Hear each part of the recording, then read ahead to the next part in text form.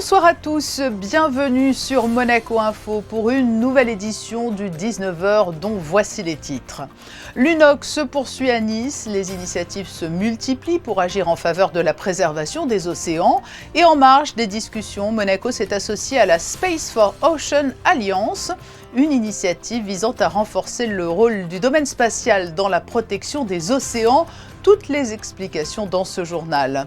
Nous verrons également que la Foundation for Post-Conflict Development de Monaco a souhaité organiser son propre side event pour apporter elle aussi sa contribution. Et puis nous serons avec Jamila Poidneau, la coordinatrice régionale de la campagne Éco-Gestes Méditerranée qui a pour objectif de sensibiliser le grand public avant la période estivale. Monaco Télécom a lancé ce matin officiellement son chatbot, un assistant virtuel qui utilise l'intelligence artificielle pour répondre aux questions des clients de l'opérateur monégasque. Enfin, notre deuxième invité, Tigran Sedou, viendra nous partager les clés du succès de Big Mama, ce réseau d'enseignes de restauration qui ne cesse de s'étendre. Il était l'invité de la Monaco Méditerranée Foundation où il est revenu sur cette belle aventure entrepreneuriale. La grande conférence des Nations Unies sur l'océan réunit des chefs d'État, scientifiques et décideurs du monde entier à Nice pour poursuivre la réflexion et engager des actions au service de la préservation des océans. De très nombreuses initiatives et partenariats sont également mis en lumière à cette occasion, et ce jusqu'à la fin de la semaine pour permettre de dégager des pistes de travail. Et il y a un secteur tout particulièrement qui peut apporter beaucoup aux océans. Il s'agit du domaine du spatial. Les explications de Théo Schumer sur des images de Camille Caloni. Le meilleur endroit pour parler d'espace sans décoller de Nice, c'est l'Observatoire. Le lieu a été choisi pour accueillir la Space for Ocean Alliance à l'initiative du CNES, le Centre national d'études spatiales. L'idée lui est venue après avoir été longtemps alerté par les scientifiques que les connaissances spatiales, bien qu'elles permettent de comprendre les milieux océaniques, ne sont pas exploitées à leur juste valeur par les acteurs des milieux maritimes eux-mêmes. L'objectif de l'Alliance est donc de connecter le monde spatial et le monde maritime. Il faut mettre à une même table les acteurs du maritime et du spatial. Faire connaître d'abord les technologies spatiales auprès des acteurs du maritime. Ce sont deux mondes qui se parlent encore trop peu. Et l'espace peut réellement contribuer à la protection des océans avec les surveillances des pollutions en mer, par exemple, de l'évolution du trait de côte. Et donc, il y a un certain nombre de choses que l'espace peut faire pour le maritime. Et donc, il est nécessaire réellement de mettre les deux communautés ensemble afin d'œuvrer de concert pour la protection des océans. L'impact du changement climatique, l'augmentation de la pression anthropique, la pollution par le plastique ou le pétrole, toutes ces données essentielles pour localiser, alerter et comprendre les causes des dangers maritimes pourraient être ainsi mises à disposition des acteurs qui en ont le plus besoin, c'est-à-dire ceux qui sont le plus touchés par les dérèglements. Un des objectifs de l'Alliance, c'est vraiment renforcer cette connexion à travers la remontée des besoins, en tous les cas des pays insulaires qui subissent les plus, finalement les pays vulnérables qui subissent plus les impacts du changement climatique.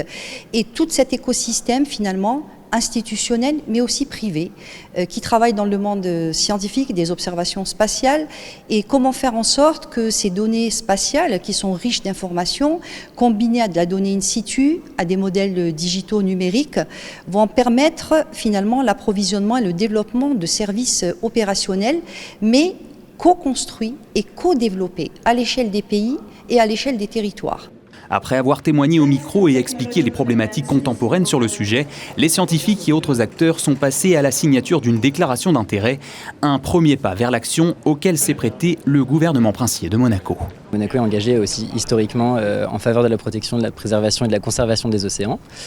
Et il se trouve également qu'on a une très bonne coopération avec nos collègues français de l'agence spatiale de CNES. Donc les intérêts de la coopération franco-monégasque et les intérêts poursuivis par Monaco et le prince souverain se sont retrouvés renforcés par cette nouvelle collaboration qui ne prend pas exclusivement place entre la France et Monaco. On est également rejoint par l'agence spatiale des Maldives, celle de Norvège, le Bureau des affaires spatiales des Nations Unies et de nombreuses autres organisations spatiales et maritime.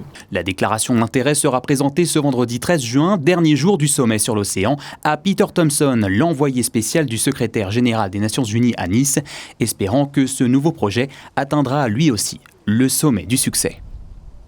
Et pendant que les discussions battent leur plein à Nice, d'autres sont organisées à Monaco, toujours dans le cadre de l'UNOC. La Foundation for Post-Conflict Development de Monaco a souhaité organiser son propre side event en faveur de la préservation des océans.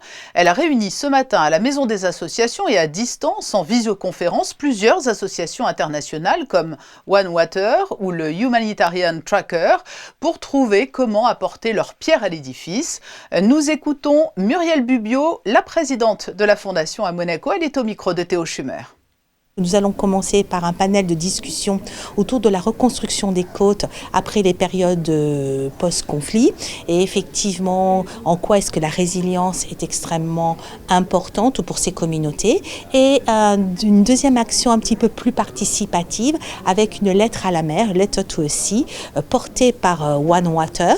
La protection des océans, on pourrait dire que ce n'est pas forcément notre cœur de cible puisque la Post-Conflict Development Association of Monaco ou the Foundation for Post-Conflict Development s'occupe essentiellement des personnes au travers éducation, au niveau de la santé, mais on s'aperçoit que si l'habitat marin, les zones côtières sont protégées, où l'on a éduqué également à restaurer ces zones, à faire une pêche durable, c'est toute la communauté qui en bénéficient et donc du coup notre mission qui est d'atteindre une paix durable est facilitée. La période estivale est la plus redoutable pour les mers et océans. L'afflux de touristes constitue une menace et bien souvent une source de pollution ou détérioration pour l'environnement marin. L'initiative Éco-Gestes Méditerranée est présente actuellement à l'UNOC dans l'espace de la Baleine, qui est un lieu de sensibilisation du grand public qui peut le visiter tout au long de la conférence des Nations Unies.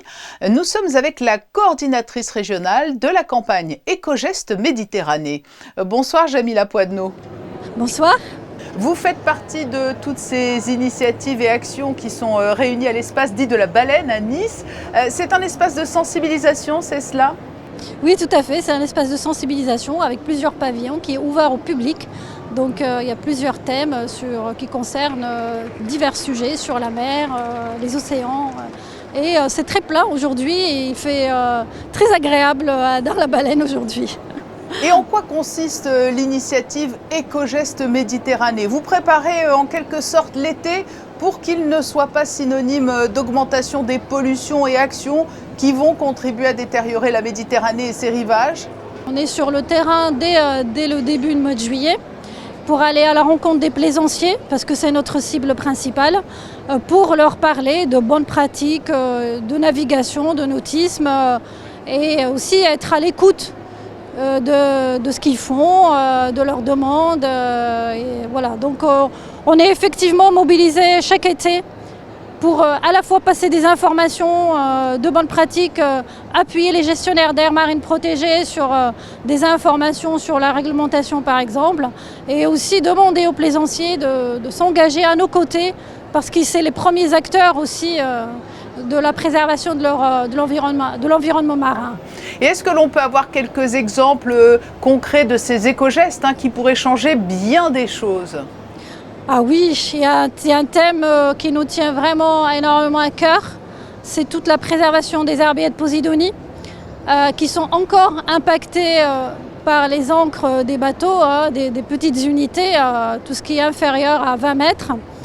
Et la première chose, c'est de leur faire connaître la Posidonie, de leur expliquer ce que c'est qu'une plante, que c'est une plante protégée, c'est une plante essentielle pour la Méditerranée, qui rend énormément de services sur l'oxygénation de l'eau, sur la captation du CO2, sur l'abri des animaux. Voilà, déjà connaître la plante.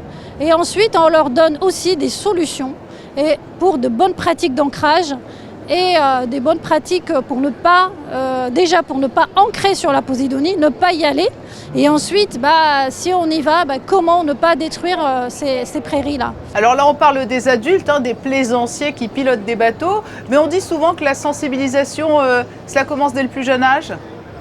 Complètement, donc ça c'est notre métier le reste de l'année, où on fait énormément d'éducation. Là, on est vraiment sur l'éducation à l'environnement, sur le long terme des enfants.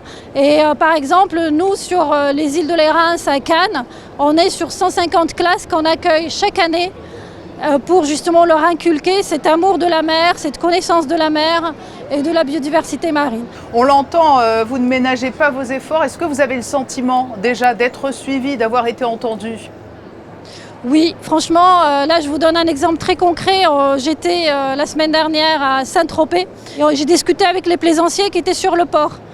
Et là, le discours, il a complètement changé. Il disait, il y a quelques années, on faisait vraiment pas attention. On jetait même nos déchets par-dessus bord. Et là, ils disent, on peut plus se permettre ce genre de choses. C'est vraiment la mentalité évolue. Maintenant, il faut continuer les efforts parce que la mer, c'est un espace qui se démocratise de plus en plus. C'est un espace qui attire de nouveaux pratiquants, de nouveaux navigants qui ne sont pas complètement au courant de la fragilité de nos écosystèmes méditerranéens.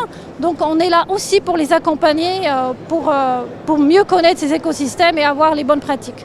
Voilà, l'élan est là. Merci Jamila Poidenot d'avoir été notre invitée pour nous présenter ces éco-gestes que l'on peut tous adopter à notre niveau pour préserver nos beaux rivages méditerranéens. Merci. Merci à vous.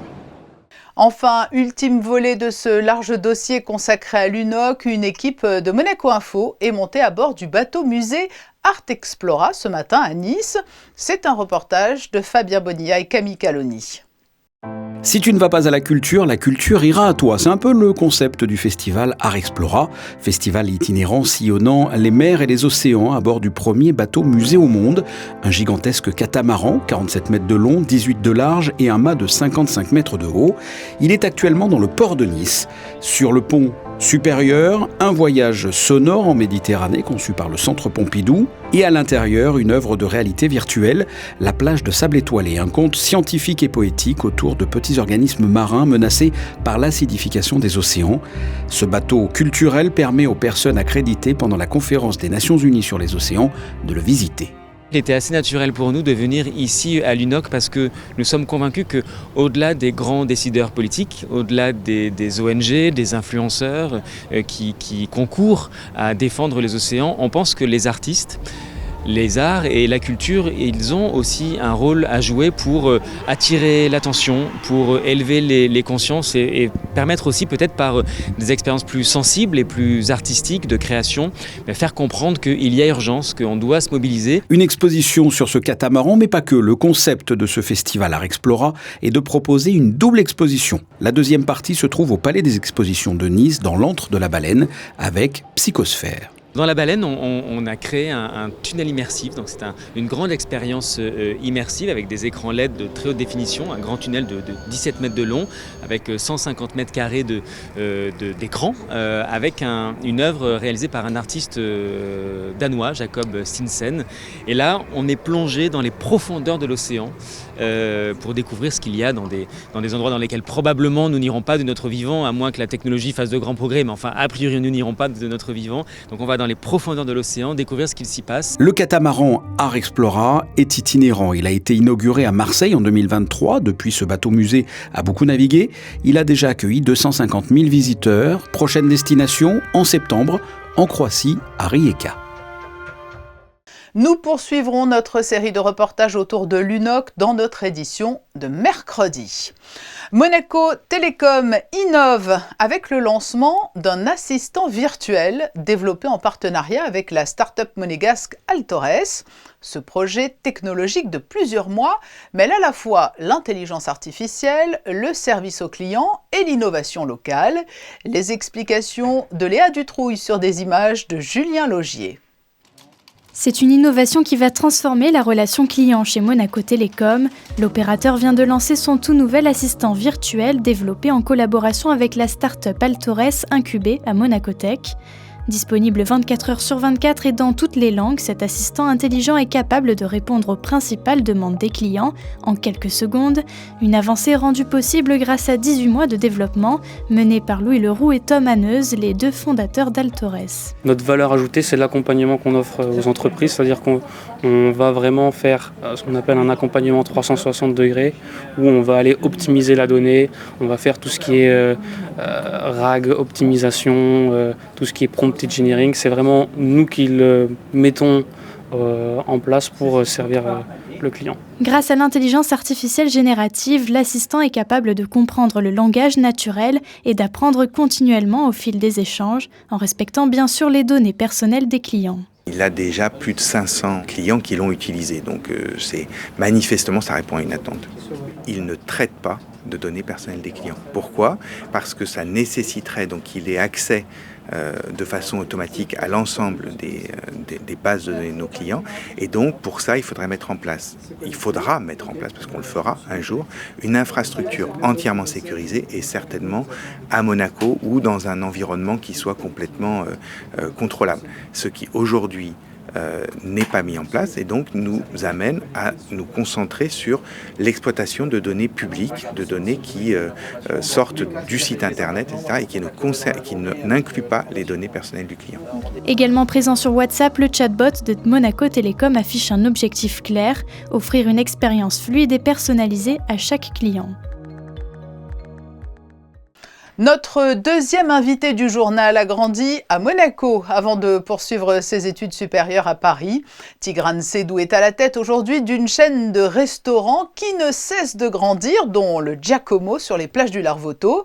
Il vient d'être l'invité de la Monaco Méditerranée Foundation pour donner une conférence au cours de laquelle il est revenu sur l'histoire de cette success story, conférence qui s'intitulait « La contagion du bonheur ». Bonsoir Tigran Sedou.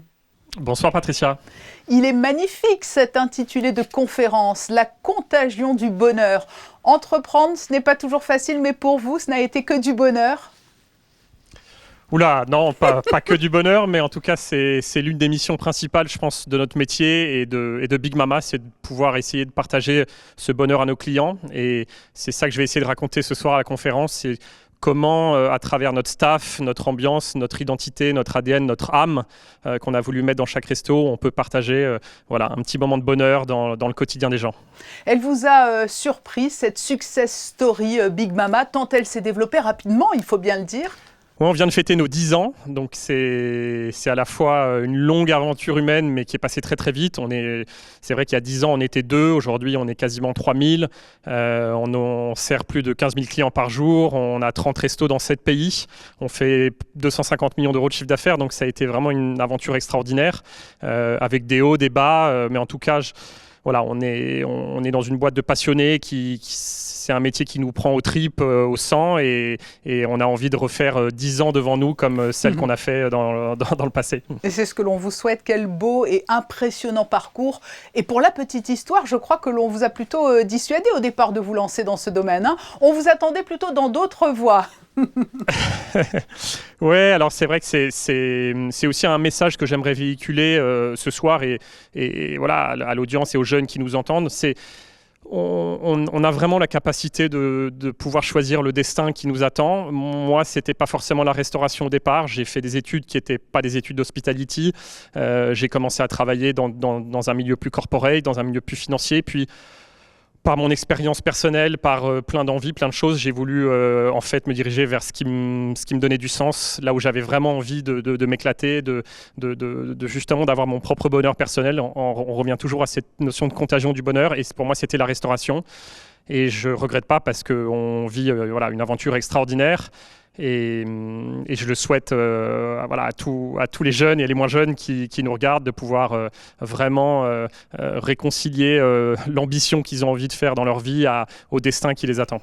La contagion du bonheur par l'ambiance, notamment, vous nous l'avez dit. Mais aujourd'hui, les clés du succès, vous estimez qu'elles reposent sur quels facteurs ? Les décorations à thème, toutes différentes, les cartes, les produits, l'Italie, ou c'est un peu tout cela aussi ? Je pense que c'est une approche assez globale. Je dirais que la mission initiale de Big Mama, qui est toujours d'ailleurs la mission aujourd'hui, 10 ans après, c'était de dire, c'est une mission assez simple, qui était de dire si on fait bon, pas cher, servi avec le sourire dans un bel endroit, en fait, ça sera déjà énorme. Et on va mettre un focus très très fort sur la qualité d'exécution d'opération, puisque c'est ça en fait la nature de notre métier de restaurateur. Et on a poussé, en fait, on a tiré le fil de toutes ces choses-là. Donc il y a une première dimension à travers les produits, effectivement, qui est très forte. On a, dès le début, voulu en fait apporter dans la restauration populaire ce qu'on trouvait, la qualité qu'on trouvait dans la haute gastronomie, le sourcing en direct des petits producteurs. Puis il y a une seconde dimension qui a été très forte, c'est la dimension de la culture d'entreprise, du staff. On veut faire des lieux qui ont une âme et on est convaincu que c'est finalement ceux qui animent les restaurants qui vont véhiculer cette âme. Et la troisième dimension de ce triptyque, c'est l'atmosphère, c'est une expérience très immersive, très expérientielle à travers le design, l'ambiance des restaurants qui sont grands, très immersifs et qui sont tous différents. Et c'est vrai que ça, c'est une conviction qu'on a eue depuis le départ chez Big Mama, qui était de dire le jour où on pense qu'on a une recette clé du succès, le jour où on pense que Big Mama, ça marche, en fait, on est mort. Et donc ça a toujours été d'avoir une approche très d'entrepreneur. Quand vous dites voilà quelle recette, quel succès magnifique, quand on ouvre le 30e restaurant, on est en train là cette semaine d'ouvrir le 30e restaurant du groupe à Manchester, je peux vous dire que j'ai la boule au ventre de la même manière que quand j'ai ouvert le premier restaurant il y a 10 ans, parce qu'on innove, parce qu'on prend des risques, parce qu'on fait des choses différentes, et c'est ça aussi qui rend cette aventure aussi excitante. Aujourd'hui, comment Exactement. entrevoyez-vous l'avenir? Quelles ambitions et quelles perspectives vous animent, Tigran Sedou? Vous nous avez parlé de Manchester, je crois qu'il y aura une ouverture imminente à Londres aussi, à Canary Wharf, c'est ça? Mais au-delà même? Ouais. Donc juin, là, c'est assez chargé puisqu'on a 2 grosses ouvertures de resto, une à Manchester et une à Londres. Le UK devient le premier pays pour le groupe après cette année, là, devant la France. Et l'ambition, c'est de continuer à développer l'Europe. Alors, on a à la fois une grande ambition toujours européenne, c'est probablement de doubler nos restaurants en Europe dans une dizaine de pays différents, mais surtout 2025 est une année extrêmement importante pour nous puisqu'on ouvre 2 nouveaux continents. On ouvre un premier restaurant à Dubaï en fin d'année, dans le quartier DFC au sein du Ritz, et avec un très très très beau projet qu'on a construit maintenant depuis 2 ans. Et les États-Unis, qui est un peu l'Eldorado américain, qu'on prend avec la plus grande humilité du monde puisqu'on sait que c'est très difficile d'y aller, mais ça fait maintenant 2 ans qu'on y passe beaucoup de temps, qu'on essaie de comprendre comment ça fonctionne. Et je vais d'ailleurs aller y habiter quelques années, pour pouvoir essayer de lancer l'aventure Big Mama là-bas. Et effectivement, les États-Unis, c'est un marché colossal, il y a énormément de choses à construire, à faire là-bas. Donc ça nous projette encore pour des très belles années devant nous. C'est le next step de la contagion du bonheur. Merci Tigran Sedou d'avoir été notre invité à l'occasion de votre passage à Monaco pour donner cette conférence à l'invitation de la Monaco Méditerranée Foundation. Merci. Merci à vous. C'est officiel, on connaît les dates du calendrier de la FIA pour 2026. Le Grand Prix de Formule 1 de Monaco aura lieu le 7 juin, un peu plus tard dans la saison par rapport aux années précédentes. Petite surprise, le Grand Prix d'Imola en Italie disparaît du calendrier, remplacé par une nouveauté, le Grand Prix de Madrid. Les femmes cultivent elles aussi leur réseau. Le Monaco Women Network collectif engagé pour la visibilité et la solidarité professionnelle féminine vient d'organiser une rencontre exclusive à l'Hôtel des Ventes de Monte-Carlo. Chantal Beauvois en était l'invitée d'honneur. Un rendez-vous où ambition rime avec transmission. Regardez ce reportage de Léa Dutrouille et Alexandra Marangoni. Créé il y a plus de 10 ans, le Monaco Women Network défend un principe simple, seul on va vite, ensemble on va plus loin. Mentorat, partage d'expériences et collaboration, chaque événement est pensé comme un accélérateur de confiance. Aujourd'hui, c'est Chantal Beauvois qui incarne ce leadership à la monégasque en animant cette conférence 100% féminine. Tout en faisant part de son expérience, elle manipule saphir birman, diamants et autres pierres précieuses et bijoux exceptionnels. À titre d'exemple, cette bague en or jaune, 18 carats, est estimée entre 250 000 et 300 000 euros. A été de défendre mon métier. Parce que lorsque j'ai commencé, c'était un métier qui était exclusivement réservé aux hommes. Nous étions pour toute la France seulement 2 femmes à être experts en bijoux. Ce qui est bien, c'est que ce soit des femmes à Monaco qui sont mobilisées pour la défense justement des métiers féminins et et des engagements féminins en général. Si l'événement se veut convivial, les enjeux, eux, sont stratégiques. Créer une chaîne de soutien durable et faire émerger une nouvelle génération de femmes influentes à la mesure de la principauté. Avec la période estivale qui s'installe, les établissements hôteliers de restauration monégasque lèvent le voile sur leur offre saisonnière. Et si vous êtes fervent des après-midi sur la plage au soleil, le Méridien a pensé à vous, comme vous allez pouvoir le découvrir dans ce reportage, signé Alban Gingembre et Jean-Alexandre Dordet. Le Méridien Beach Plaza possède sa plage privée, une plage ouverte pas seulement aux résidents de l'hôtel mais à tous ceux qui souhaitent goûter aux différentes prestations. Piscine, transat, sauna, salle de sport, ça s'appelle la plage Enmore, le tout dans un écrin précieux au sein d'une aire marine protégée. C'est l'aire marine protégée du Larvoto, première au monde en milieu urbain. Donc déjà ça valorise aussi l'hôtel. Et après, il y a tellement de mesures qui sont mises en place par l'association monégasque pour la protection de la nature, nous sommes gestionnaires des aires marines protégées, mais aussi l'État, le gouvernement, la direction de l'environnement, la direction des affaires maritimes.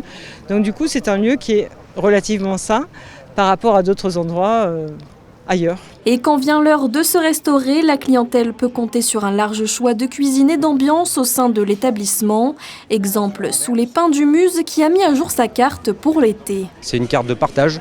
On est sur de la fraîcheur, on a voulu changer un peu notre fusil d'épaule en travaillant beaucoup plus le côté végétal, le légume et vraiment s'amuser autour de ça. Donc on a un joli panel de légumes avec la pastèque qui devient vraiment une signature de l'été, le chèvre frais aussi qu'on a retravaillé, l'aubergine qui est une très belle vente aussi, un super plat qu'on a eu ces dernières années, qu'on a continué à mettre en place. On veut une cuisine vraiment décontractée, très simple, très facile, très visuel aussi. Le client comprenne quand il a un espadon, qu'il voie l'espadon, la tomate, qu'on voie la tomate aussi. Et voilà, ça passe par un choix de produits et un peu de technique. D'autres nouveautés sont attendues. L'été ne fait que commencer au Méridien Beach Plaza. Le Méridien Beach Plaza qui offre une vue imprenable sur la Méditerranée, cette mer qui nous est si chère. C'est aujourd'hui la journée de la Méditerranée justement à l'UNOC, la conférence des Nations Unies sur l'océan. L'occasion pour nous de vous proposer les plus beaux clichés des photographes de la direction de la communication. C'est sur cette ode à la Méditerranée que se referme ce journal. Dans un instant, les prévisions météo de Théo Schumer. À demain, 19h sur Monaco Info.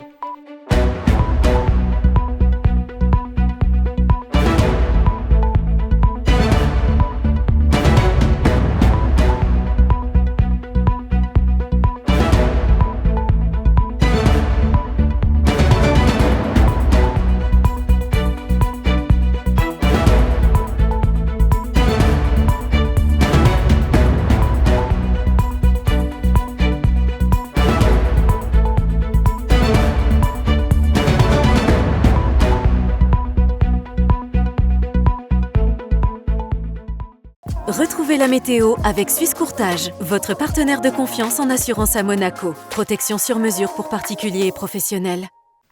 Je vous apporte de bonnes nouvelles. Les conditions sont idéales en ce moment sur la Côte d'Azur. Encore du beau temps à prévoir pour les jours à venir et bien au-delà. Demain matin, vous aurez grand soleil également l'après-midi. Seul petit détail que l'on pourrait éventuellement relever, c'est le vent qui pourrait souffler un peu par-ci par-là, mais rien de bien méchant. Côté température, les valeurs sont également de saison avec 21 degrés en matinée et jusqu'à 26 degrés au plus fort de la journée. La température de la Méditerranée atteindra quant à elle 23 degrés. Demain, nous fêterons les Barnabés et ce sera également la journée nationale du dépistage du cancer de la peau. Information importante à ce sujet, sachez que chaque année, entre 140 et 245 000 nouveaux cas sont diagnostiqués en France.